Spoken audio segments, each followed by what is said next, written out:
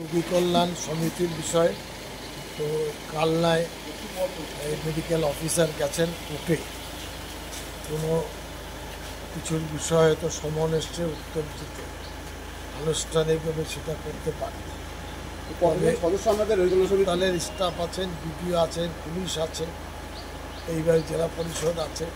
আজকে দেখা যাচ্ছে না আমাদের এটা বলি, সেটা তো আনুষ্ঠানিকভাবে এদের অনুপস্থিতির কারণে হলো না। তবুও আমি এখানে বিডিওর কাছে বসে এই আমাদের পাড়া আমাদের সমাধানের একটা ডেটা নিলাম। এ পর্যন্ত প্রায় 53,955 জন বেনিফিশিয়ারি এই গতকাল পর্যন্ত এই রিপোর্টটা এসেছে, এবং 60টি প্রকল্পের জন্য বেনিফিশিয়ারিরা দরখাস্ত করেছে। এটা তার লিস্ট আমি পেলাম।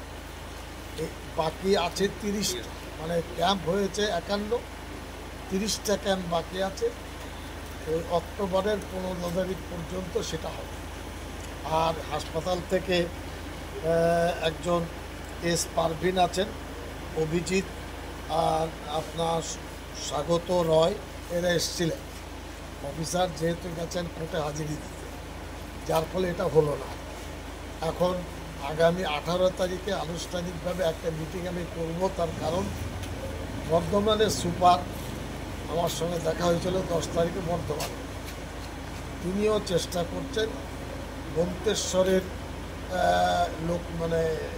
লোকালিটি বা মানুষের খুব বেশি, প্রায় ধরুন গড় 6 থেকে 700 রুগী কেন আসে।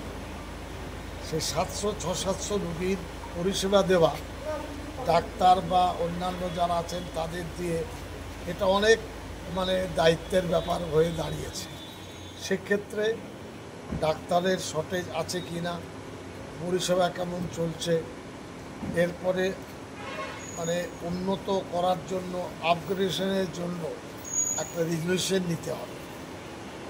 তাছাড়া এখানে যেমন হার্টের কোনো বিভাগ নেই, এখানে গাইনি ছিল, এখন গাইনি পোস্ট আছে কিন্তু ডাক্তার নেই, কালনা থেকে আসেন। শিশুদের স্বাস্থ্য পরীক্ষা করার ক্ষেত্রেও এখানে ছিল পোস্ট, কিন্তু এখন নেই। এই সমস্ত বিষয়।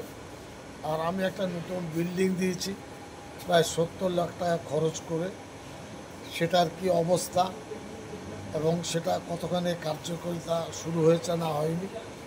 আশা কর্মীদের জন্য প্রায় 12 লক্ষ টাকা মঞ্জুর হয়ে আছে শুনলাম।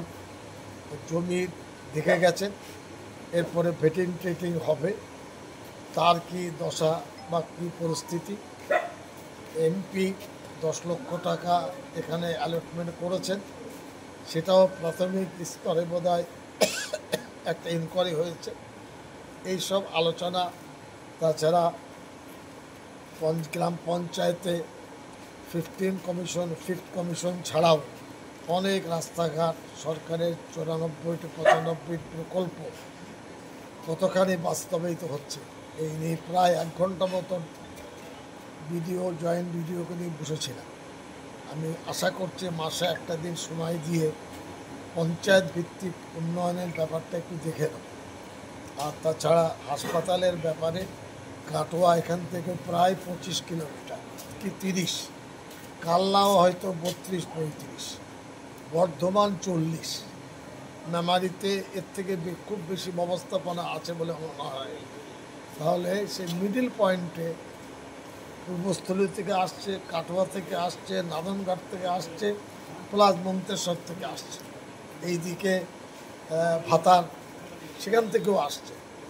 তো এই হাসপাতালটি একটু উন্নত মানের না করতে পারলে রুগীদের পক্ষে প্রয়োজন হয়তো মিটবে না। না, এর জন্য এরা পাঠিয়েছেন, সেটা কপি আছে। আবার রীতিমতো অফিসিয়ালি আমরা একটা মিটিং করব, এই গ্রামীণ হাসপাতাল যাতে হয় আপগ্রেডেশনের ব্যাপারে, সেটা 18 তারিখে করে তার প্রস্তাব আমরা পাঠাবো। অভাব বলা যাবে না, রুগীর চাপ, এরা সময় দিতে পারছেন না। এই তো না হওয়ার প্রশ্ন তো, অন্য টিল্ডিং হয়েছে, তবে হাসপাতালের বিল্ডিং খুব পুরাতন। এখানে আমাকে বর্ধমানের সুপার বললেন আমারও নজর আছে, ওটা হওয়া দরকার। ওখান থেকে তো আমি অত করতে পারবো না, কিন্তু প্রয়োজনটা এখান থেকে ধরুন বিডিও সাপোর্ট দিলেন, থানা কমিটির মেম্বার আছে তিনি সাপোর্ট দিলেন, আমি দিলাম, এমপি দিলেন, এইভাবে মানে পঞ্চায়েত বা অন্যান্য যারা পদাধিকার দিলেন, তাহলে একটা জায়গা তৈরি হবে। আগে আমি জানিয়েছি, কিন্তু উনিও চিঠি দিয়েছেন, চিঠির কপি আমাকে বললেন, আমি পাঠিয়েছি, তবুও আপনারা আরেকবার মিটিং করেন, আমাদের পক্ষ থেকে চাপটা তৈরি হবে।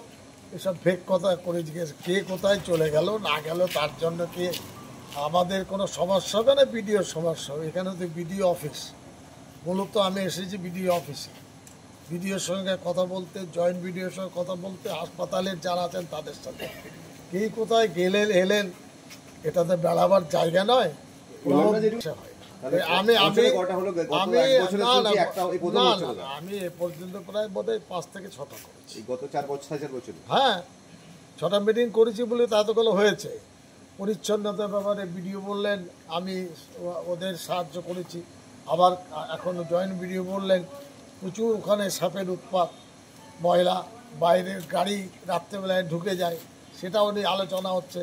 মনে হচ্ছে বেওয়ারিশ ডাক্তাররা ঘুমিয়ে পড়েন যে আমাদের নাইট গার্ড নেই, এবার সে রাত্রেবেলায় 12টা 1টায় কেউ গাড়ি নিয়ে চলে যাচ্ছে। সেখানে এটা গ্রামীণ হলো না। আমি বলি, আমি চেষ্টা করেছি, আমি তো মঙ্গলকোটে ছিলাম, আমাদের প্রচেষ্টা মঙ্গলকোট গ্রামীণ ভালো হাসপাতাল হয়েছে, এটাও হবে। কারণ এই ব্যাপারে আমি মুখ্যমন্ত্রীকেও বলেছি, তিনি বললেন আস্তে ধীরে হবে, ইলেকশনের আগে হবে কেউ বলতে পারছে না। তবে এখানে জেলার যে স্বাস্থ্য আধিকারিক আছেন তিনিও চাইছেন, আমরাও চাইছি এবং প্রয়োজন আছে। এই প্রয়োজনের জন্য আমার আশা, আমি এখানে যখন যাই আসি হাসপাতালে ঢুকে দেখি যে কি কাজ বাকি আছে, কি সমস্যা। না না, কারণ হচ্ছে বিডিও হলেন সার্বিকভাবে ডেভেলপমেন্ট মানে তিনি অফিসার, আমি বিধায়ক, আমার একটা ফান্ড আছে, এবং তাছাড়া উকিল কল্যাণ সমিতির আমি সভাপতি। অন্য কেউ যদি অনুপস্থিত থাকেন আমাদের পক্ষে কাজের পক্ষে অসুবিধা হবে না। আসেন, এটা তাকে জিজ্ঞাসা করবেন। অনেকে অনুপস্থিত থাকেন, কাজের পক্ষে এসবগুলো অন্তরায় হবে না। তারা বলতে দাঁড়িয়ে ঘুমান না, বিছানায় ঘুমান না, রুগীর চাপে তারা বলছেন যে 700 রুগী দেখি আমরা। আমি তো শুনে খানিক চমকে গেলাম, বিডিও সাহেব বললেন 700 প্রতিদিন? হ্যাঁ, প্রত্যেক দিন 600-700 রুগী আসছে, এটা মামুলি নয়। 6 জন ডাক্তার তারা দেখছেন। এরপরে আমি বললাম গাইনির পোস্ট ছিল, গাইনি নেই। তারপরে পেডিয়াট্রিক ছোটো বাচ্চাদের ছিল, সেটা নেই। হার্টের ব্যাপারে তারা যতটুকু পারেন করে বা রেফার করে দেন। এই এত কিছু সমস্যার মধ্যেও তারা যে মানুষের পরিষেবা দিচ্ছেন প্রত্যেক দিন 600-700, এটা মামুলি কথা নয়, এটা বিরাট কথা। যারা মানে সরকারি পদে যেভাবে যারা আছেন, এই স্বাস্থ্যের ব্যাপারে সবাই যদি নজর দিতেন তাহলে এটা সোনা ফলে যেত। এটা হয়নি। আমি আসার পরে রীতিমতো এই হাসপাতালের উন্নয়নের ব্যাপারে এখান থেকে নিয়ে কলকাতা পর্যন্ত, বর্ধমান পর্যন্ত আমাদের 4 বার বর্ধমানের সুপারের সাথে আমার বৈঠক হয়েছে। 10 তারিখে বৈঠক হয়েছে। আমি চেয়েছি বলে তো কাজগুলো হচ্ছে, মাইনাসে না গিয়ে এটা কি করে হবে সেটা বড় প্রশ্ন। গাফিলতি আমি কার গাফিলতি বলবো? পঞ্চায়েত কি করবে তার দায়িত্ব, তাকে, তার কথা আমি কি বলবো।